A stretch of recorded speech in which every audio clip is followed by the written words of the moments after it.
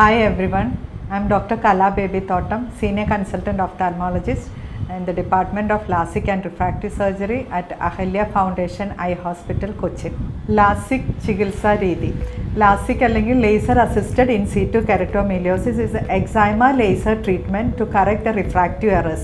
Refractive errors എന്ന് പറയുന്നത് short sight, long site അല്ലെങ്കിൽ സിലിണ്ട്രിക്കൽ പവർ.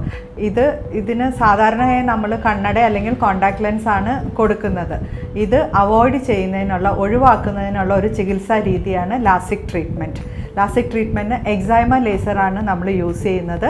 ഈ ട്രീറ്റ്മെൻറ്റ് ചെയ്യുന്നത് കണ്ണിൻ്റെ കൃഷ്ണമണി അല്ലെങ്കിൽ കോർണിയയിലാണ്.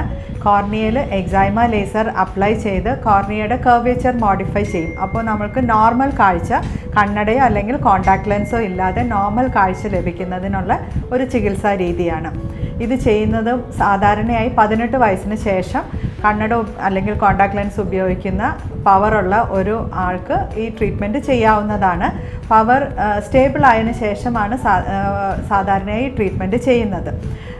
ഇത് വളരെ സിമ്പിളായിട്ടുള്ളൊരു ട്രീറ്റ്മെൻറ്റാണ്. 2 കണ്ണൂടെ നമ്മൾ ഒരേ സിറ്റിങ്ങിൽ തന്നെ ചെയ്യും. മരുന്നിട്ട് മരപ്പിച്ചിട്ട് വേദനയൊന്നും ഉണ്ടാവില്ല. ഒരു 15 മിനിറ്റിൽ 2 കണ്ണിൻ്റെയും പ്രൊസീജിയർ ചെയ്യാൻ സാധിക്കും.